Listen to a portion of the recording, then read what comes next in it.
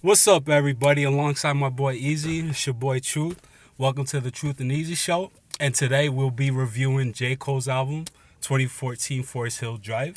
Absolutely. All right, so J. Cole last year, he was pretty quiet. A lot of people were saying, what the hell happened to J. Cole? Like, where is he, And all of a sudden, one day I was on Twitter, and he had a link that he tweeted out talking about how he's going to drop this brand new album. And I was like, what? It was about time. Yeah, absolutely, man. I was waiting forever. After Born Sinner, man. Yeah, definitely. I feel like when it comes to Born Sinner, it was kind of boring in most people's eyes. I didn't really. But we'll talk about that another time. So he drops that link, and he has like a promo video about the album, taking it back to his childhood home. That promo video was beautiful, man. It was dope, and like I was really intrigued by it, and I'm just glad that he was able to drop some hot fire. So December 9th was the day that he dropped the album, and the first week he was actually able to sell 354,000 copies. First week, and he had no promo. None. Whatsoever. Homie said this shit's dropping in a few weeks, get it. And then his fandom and he broke Spotify's streaming record, beating out One Direction for the most album streamed. Like, that is just fucking crazy. Like, this is ridiculous, man, because, like... He was putting up numbers, man, for real. When it comes to 2014, hip-hop, it really wasn't a strong year for them, And for J. Cole to just drop an album out of nowhere, and it was late in the year, and he had the biggest album sales in hip-hop during that year, and it definitely speaks volume. Yeah. So today we're gonna review J. Cole's album. Absolutely. We're gonna go with the top three, bottom three. In this case, for me, it's bottom two because I really fuck with this album. Yeah. So let's go with that. Let's start off with the bottom few songs. All right, Eazy, what you think? All right. So for my bottom three, I think some people might be disappointed with my picks. I think all three of my picks are gonna be disappointments, but. Number one is January 28th. January 28th? All right. Yeah. So what do you think about that song? So in terms of the production, I think that it didn't stand out like the rest of the album did. Yeah. Especially once you get to Tale of Two Cities, Fire Squad, stuff like that. Even the later half of the album. January 28th's production just really wasn't there for me. Now, does that mean that the song is bad? No, I fuck with every song on this album. That's the one thing that I need to say, is that every song on this album I fuck with, but I force myself to sit down and pick a bottom three, and that one is it. Okay. In terms of lyrical performance and the subject matter he was rapping about, I didn't really fuck with it either. The whole thing about January 28th, check the birth date, you ain't the God, and all that shit, I'm just like, that was kind of corny. That's what a lot of people kind of feel about J. Cole, and like Big Sean we talked about last time. But I think J. Cole is a little bit more, or is a lot a bit more actually. Definitely, like reasonable with his shit. Yep. And I feel like in terms of J. Cole, I think people will like J. Cole as much as they relate to him. Mm-hmm. And I think this project is definitely his most relatable that he's ever been. So I think that's why a lot of people really fuck with this album. All right. But my bottom three is definitely January 28th. Is that the bottom song, like the number one? No, I'd probably say that one is probably like number three. Okay. Next up, we got Saint Tropez. Saint Tropez? Yeah. I actually like that song. It's pretty smooth. I like it. I like it because it's smooth, but it's like really the only J. Cole like singing-ish kind of song that I'm just like, it's not as good as like Apparently or Hello for me personally. But Saint Tropez is just, it's a song that I usually skip. Like when I hop in the whip, it's like Tale of Two Cities, Fire Squad, Get Off My Dick, and then Saint Tropez comes on and I just skip right over to the next track. So that's it for me. I don't know why, man. I mean, it's still a good song. I still vibe with it and everything. It's just, it doesn't fit up to the rest of the album. All right. Next up, I got No Role Modelz. No Role Modelz? No Really? Role Modelz. Really? Yes. Okay. Wow. Because this entire album, right, Yep. is 100% like relatable to me. Like I can relate to a lot of the shit that J. Cole is saying. Okay. I can't relate to this song because he's talking about how now that he's like up in the game or whatever, like all the girls and stuff that are out here, they're not, they're not like good girls. They're not like role model type girls, like and all that shit. And I'm just like, what is the point of this song?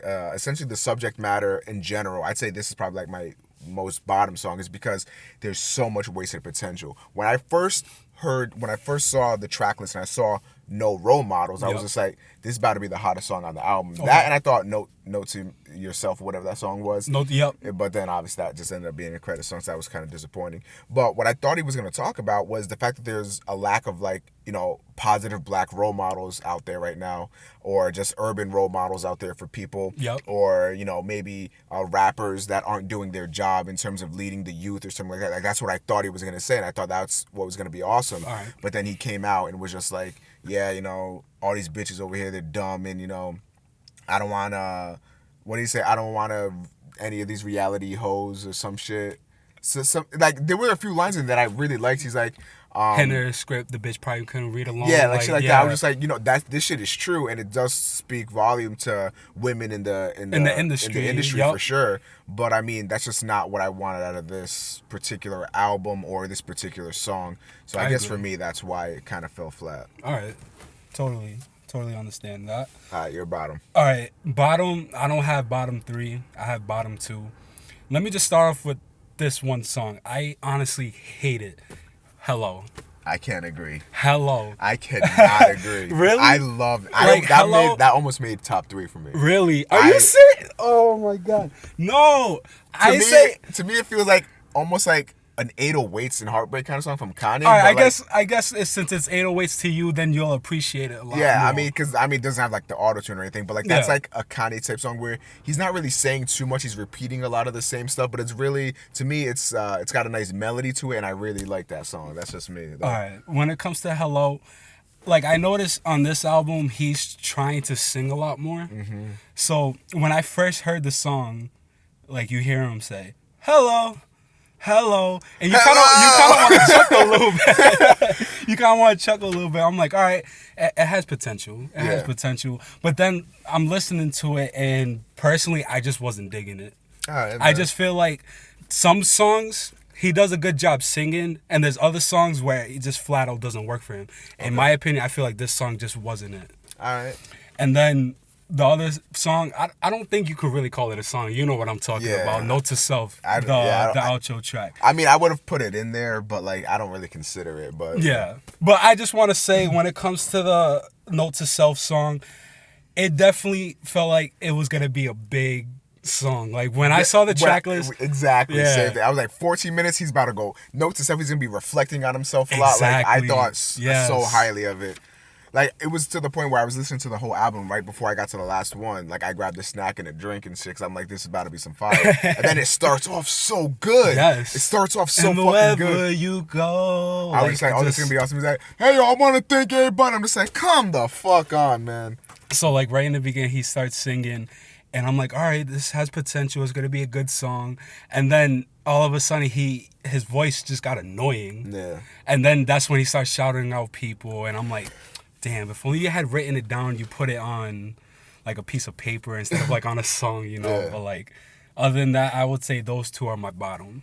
All right, so let's go to top 3. What do you got? All right, my top 3, Tale of Two Cities. Tale of Two Cities. The reason why is because nobody ever expected to ride down in the whip blasting a J. Cole song. Nobody. But this song, that's true. This song, you fucking bump that radio all the way up and it's just like, nice watch, run it, hands in the air. Like, that song is just so fire. But what's even better about it is that he's doing what somebody like, I think, Drake not necessarily can't do, but won't do.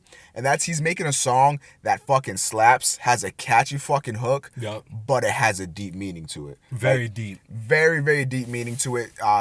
Like he's saying, a tale of two cities. Like on one side, you know, his boy's the one getting robbed, and on the other side, he's the one doing the robbing and all that stuff. And it's just like, that shit is just real. Because like, you know, where we live and stuff, like, it's kind of like that too. You got your nice parts and everything like that, and then you got the bad parts, and you never know when those two can collide at any point. Exactly. So Tale of Two Cities, not only does it fucking go hard as shit, but it's just definitely relatable and has a greater, deeper meaning to it. So definitely Tale of Two Cities for me. Another one, 03 Adolescence. Yes. The main reason I put this one on here is because out of every song on the track, other than maybe Wet Dreams, this is the one that I relate to the most. Being, you know, right when the song started, I grew up a fucking screw up. Like right there, I'm just like, this just gonna be fucking hard. Like I already knew. So right there from that point, I was like, this song is gonna be good. And then he gets into the second half where he sees his boy making money off of dealing drugs and shit. Yep. And that's something that I've, felt too. I'm just like, damn, maybe I could fucking do that shit, So that's definitely a very relatable song to me. '03 Adolescence, man, a great song. His lyrical performance and subject matter on this song is just top tier for the whole album. Yeah. Really fucks with it. And number 3 is Get Off My Dick. Get Off My Dick. The reason why I put this one in here is because it is by far the most in-depth song. He has 3 completely different verses. What's that? What's the first verse is like? Everybody run, call outside, and he say got a gun. Niggas like, man, that's what everybody said. Go and pop the trunk in there and everybody dead. And then he goes hard like that. And then the second half is This is the part where the thug skip. Young nigga never had love. Right? Foot massage, back rub shit. And then the third one, why every rich black nigga gotta be famous, why every broke black nigga gotta be brainless. That's a stereotype. Like, it goes, like, oh my God, this song covers so much spectrums. I fucking really love this song. I'd say this one is probably like his most diverse song, definitely on the track. '03 Adolescence is my favorite just because that's the one I relate to the most. But Get Off My Dick is definitely a second closest. The way the song starts off, you never expect it to go, everybody run, call outside, and he say got a gun. Like, it just keeps you on your toes, especially the first time you're listening to it. Yeah. And even every time after that, like, this song is just great. I really love Get Off My Dick, and that's my top 3. All right. So I guess when it comes to like my top 3, we got a song that's similar to one another, but I would say start with number 3. I have to go with the intro. I love the intro. I listened to the song, I fell in love with happy. it. Yeah. I'm sorry to cut you off. No, it's alright. Yeah. When I played this fucking album and intro played, I was just like, I'm gonna love this album. Like, you can tell that he's just on a different level in this album, and that song really sets it off. When it comes to the intro, I feel like it's short, simple, and smooth. It doesn't have to be long. Like, as long as he gets the message across, I really love this song. I don't know if you guys ever caught the video, but he's just riding his bike throughout the city. Yeah, I saw that. He passes by like a fancy car through the window, and I feel like he could have bought it, but he was like, you know what, fuck it. I have my bike. I'm living life. I'm happy. Yeah. So he's just gonna ride around and cruise, So I would say number 3 is the intro. Number 2, and I really love this song.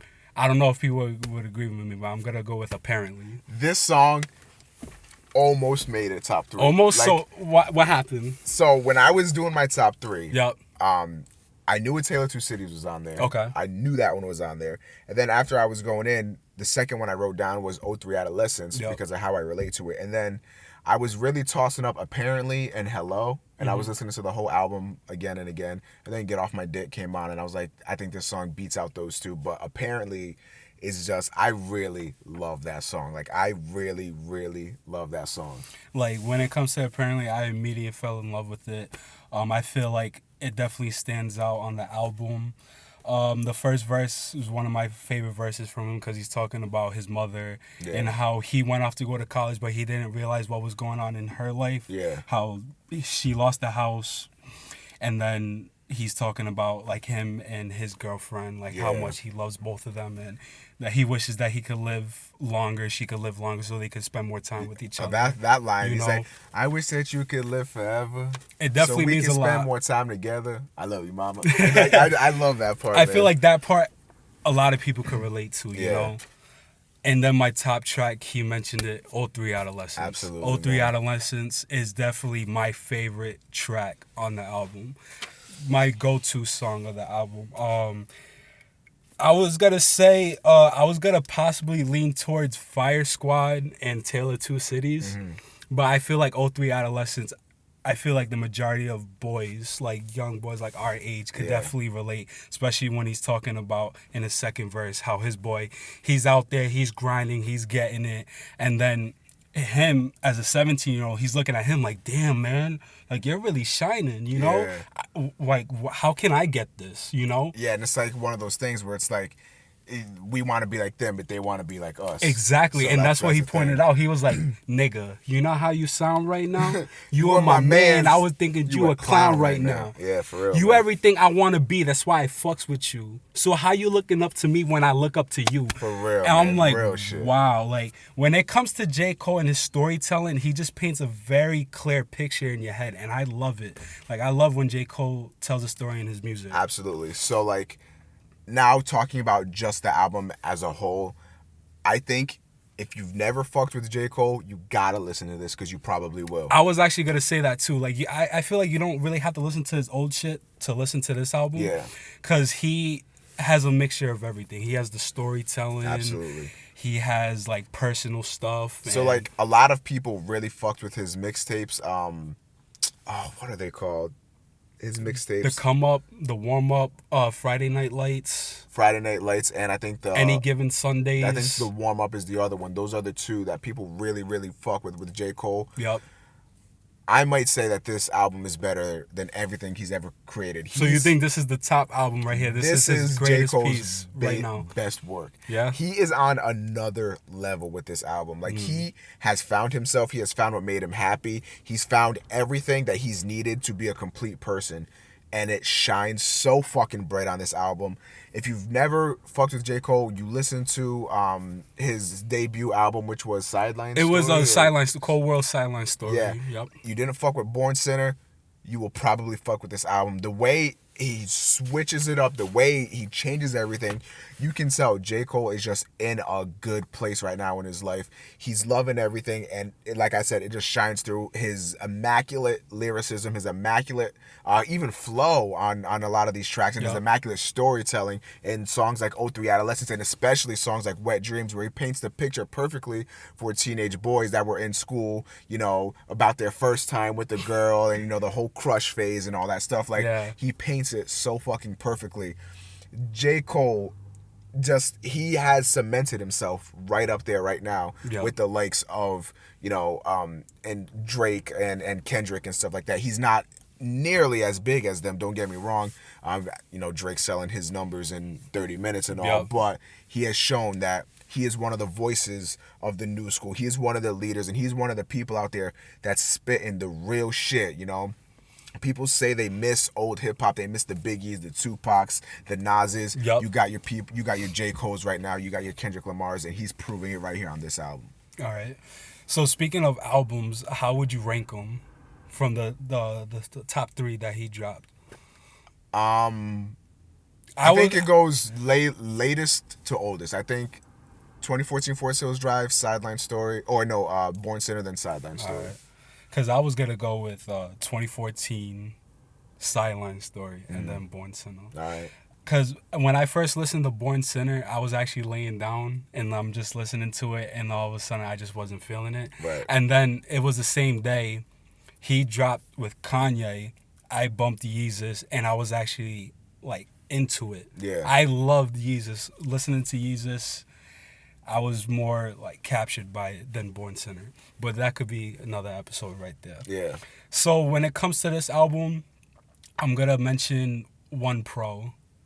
Okay. He had no features. No features. No features whatsoever. I feel like nowadays, most of these rappers, they want to have a lot of features so people could buy their music and listen to them more often. But I feel like when you do a whole project and you have no features, it's all on you. Like, it's you're very presenting hard. it. Yeah. That's why Born Sinner and Sideline Story bored a lot of people, is because one, it's just J. Cole doing the same thing on every song, never really switching it up, never switching up any flows. Beats were pretty plain, and a lot of them were like the same, and he had no features to spice it up. So that's why a lot of people didn't really like it. On this album, it works though. It definitely works because he's trying out new things, And he's the telling flow, his the own style. story, and exactly. it's very, very, very personal. So you can't have features on something like this. So it's not boring. It definitely captures the listener. For cons, the only thing I would say is the singing. Honestly, the singing on some songs, they work well. Other songs, they just fall flat in my opinion. So that's probably like the only con I could really think of is just the singing. I kind of like the singing. I really like the singing actually, because J. Cole's singing isn't Drake. It's not Party Next Door. It's not like anybody like that. Like his singing to me, I don't know. It just feels like very, very emotional. Like he has a ton of emotion in his singing. There are points where I do agree where it does sound a little bit weird. Like in the beginning of Hello, for example, is one that comes to mind. But I mean, I do kind of like, if I had to think of pros or cons. Pros, he's very happy with himself. It really works telling the story. He's doing what he's always done, the immaculate storytelling, and I think it works really well. In terms of cons, I can't really think of any, to be honest with you. I mean, he switched it up very well. Nothing was really boring. I really did like the singing. If I had to choose one con, don't make a song called Note to Self. That is 14-minute song. That's gonna make me think it's about to be the hottest track of all time. I just hope Kendrick doesn't do that. The last track on the album is what, like 16 minutes? I think it's called Mortal Man. Yeah. So it's called Mortal Man. Yeah. It's a long song. I hope he doesn't do that either. Yeah, for sure, man. Forest Hills Drive is a must listen for hip hop fans everywhere. Absolutely. Definitely. One last thing. Do you have like an honorable mention? Like one song that didn't make the cut? For my top 3 or bottom 3? Top. Just top. I really thought about throwing it, like I was saying, apparently Hello, I thought about throwing in there. I thought about throwing in Fire Squad too, because when I looked at my songs, right, I think I've listened to the album a total of like at least 20 times. I think every song was played at least 20 times. Tale of Two Cities, Fire Squad, and Get Off My Dick all had almost 50 plays on them. So that means like every time I'm hopping into the song, those 3 songs are the ones getting played. Yeah.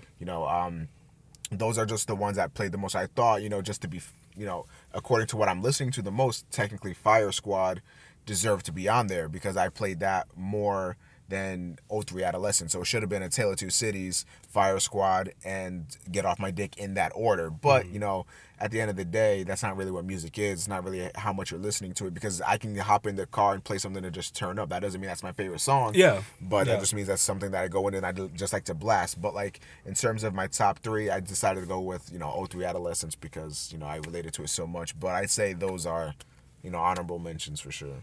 All right. I left it out of my top 3, but it's definitely honorable mention. I have to go with Fire Squad. Fire Squad. I feel like he's just spitting hot fire. I feel like he's pretty cocky on this one, and I really like to see that. I love seeing that. Like, J. Cole's usually like timid and humble and everything. Exactly. But on this one, he's just like... He's just cocky and aggressive, and I love it. For real, man. And especially that last verse, I got people talking and shit. Yeah. Like, damn, man. Watch Iggy win the Grammys. I try to crack a smile. I'm just playing. But all good jokes contain true shit. All right. Real, do you have any last words on the album?